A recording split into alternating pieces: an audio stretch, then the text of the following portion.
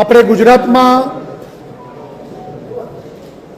March મહિનાની 19મી તારીખે પહેલો કેસ કોરોનાનો આપણે ત્યાં નોંધાણો હતો। માર્ચ મહિનાની 19મી તારીખે પહેલો કેસ આવ્યો। ગુજરાત સરકારે 15 માર્ચથી જ તૈયારીઓ શરૂ કરી દીધી હતી। કોરોના એક વિશ્વ મહામારી છે।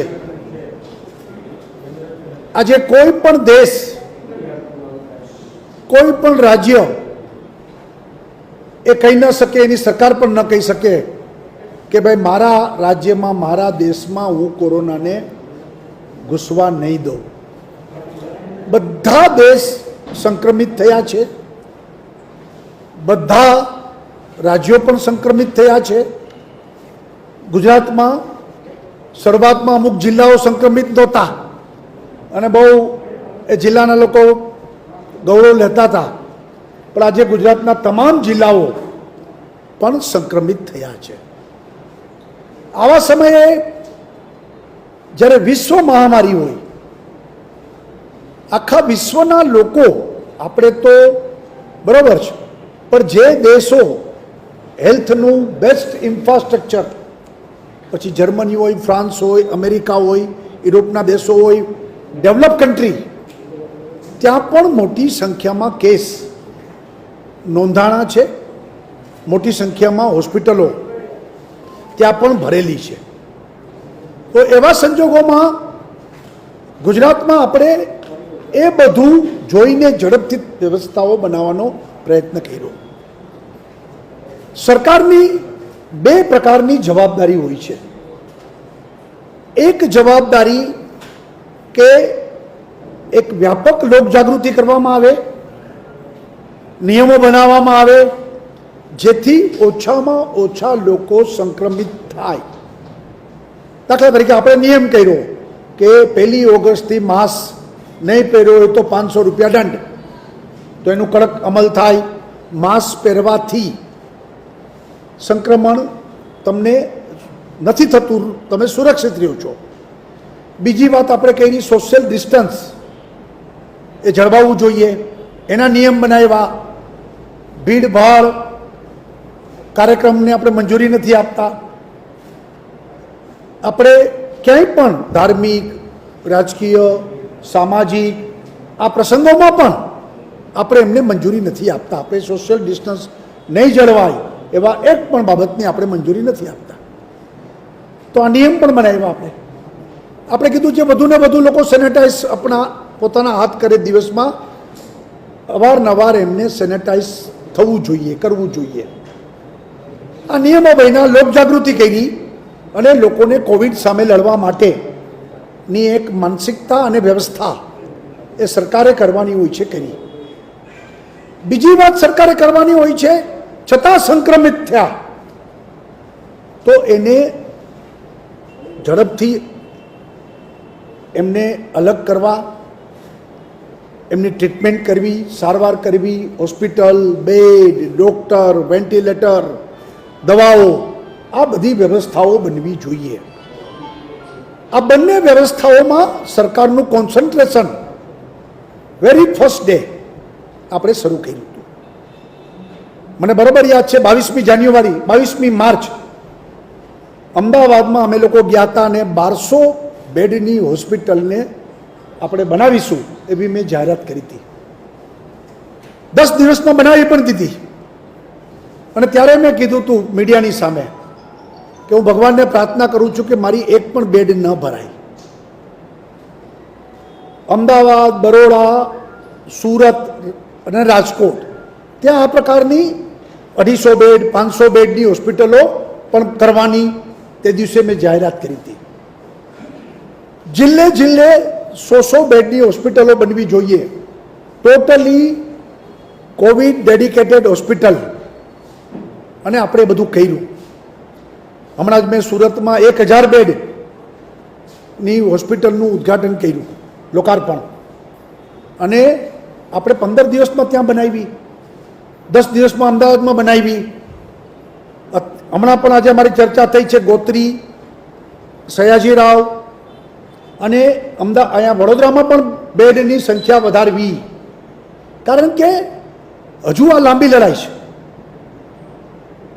કારણ કે કોવિડ એક નવો રોગ છે, એના વેક્સિનની શોધ ચાલી રહી છે.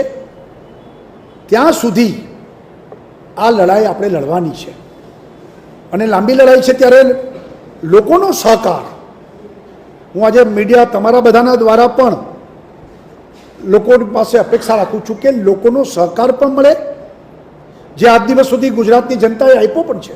લોકડાઉનની વાત હોય કે અનલોકની વાત હોય, લોકોએ પૂરો સહકાર આપ્યો છે. પરંતુ લોકોનો આત્મવિશ્વાસ તૂટી ન જાય. સામૂહિક લડાઈ છે, ચિંતા કરવાની પણ આવશ્યકતા નથી. આપણો 73% ગુજરાતનો રિકવરી રેટ છે, સારો છે. ગુજરાતમાં આપણે કોઈ પણ પેશન્ટ બેડ વગરનું ન રહે એની ચિંતા પણ કરીએ છીએ. ગુજરાતમાં આપણે પૂરતા વેન્ટિલેટર એની વ્યવસ્થા પણ કરી છે. ગુજરાતમાં દવાનો પણ પૂરતો જથ્થો, ડૉક્ટરોની વ્યવસ્થા, આઈએમએને પણ ફિઝિકલ એમના પણ ફિઝિશિયન, એમના એસોસિએશનને પણ વિનંતી કરી છે કે તમે લોકો પણ સેવા આપો. કારણ કે સતત ડૉક્ટર કામ કરતાં કરતાં ક્યાંક કોકને કોવિડ થઈ જાય, કોકને આરામની પણ જરૂર હોય, તો એવા સમયે બધા સહિયારો પ્રયત્ન કરી અને આપણે આમાંથી ગુજરાતે જીતવાનું છે. અને એટલે આ બધી વ્યવસ્થાનો આપણે વ્યાપક પ્રયત્ન કર્યો છે.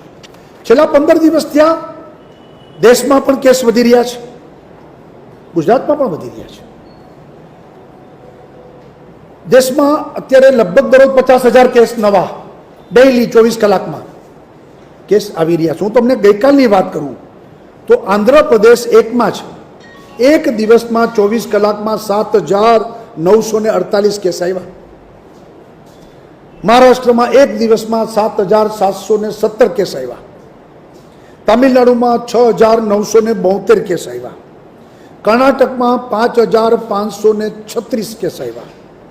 ઉત્તર પ્રદેશમાં 3,458 કેસ આવ્યા. બિહારમાં 2,347 કેસ આવ્યા.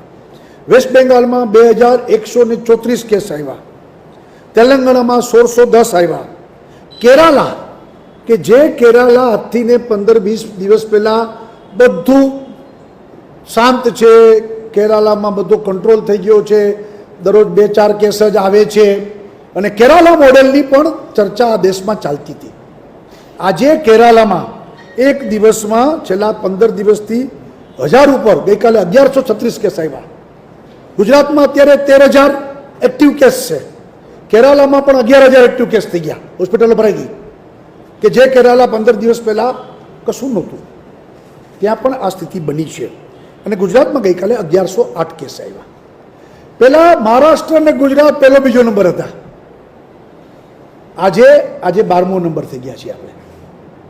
અને આપણે આ આખી સ્થિતિને સંભાળવામાં જે કંઈ પ્રયત્નો કર્યા છે એનું પરિણામ આજે આપણી સામે છે. મૃત્યુનો આંક પણ એક વખત 7% થઈ ગયો હતો, આજે એક ઘટીને 4% થઈ ગયો છે અને હજી પણ ઘટતો જશે. અને આપણે એમાં પણ પ્રયત્ન બધા કરી રહ્યા છે. સરકારની જવાબદારી છે કે સંક્રમણ ઓછું થાય, સંક્રમણ થયું તો ઝડપથી ટ્રીટમેન્ટ મળે, જલ્દી ડિસ્ચાર્જ થાય અને મૃત્યુ ઓછું થાય, એ માટેના સરકારે સામૂહિક પ્રયત્ન કરી રહી છે અને એ દિશામાં આપણે આગળ વધી રહ્યા છીએ. રાજ્ય સરકાર છેલ્લા 5 મહિનાથી સંપૂર્ણ કોન્સન્ટ્રેશન આ સિચ્યુએશન ઉપર જ તાકાત લગાડી છે. 2 મહિના આપણે લોકડાઉન, એમાંય અનેક પ્રશ્નો હતા, એને આપણે ફેસ કર્યા. હવે અનલોક પછી પણ નવી સ્થિતિ સર્જાણી છે, એને પણ આપણે ફેસ કરી રહ્યા છીએ અને આપણે આગળ વધી રહ્યા છીએ. ગઈકાલે આઈએમએનો રિપોર્ટ પણ આવ્યો કે કોવિડમાં આપણે ગુજરાત સરકારે સારું સંચાલન કર્યું છે. એ આખો રિપોર્ટ ગઈકાલે પ્રસિદ્ધ થયો છે અને મેં તમને આ બીજા રાજ્યોની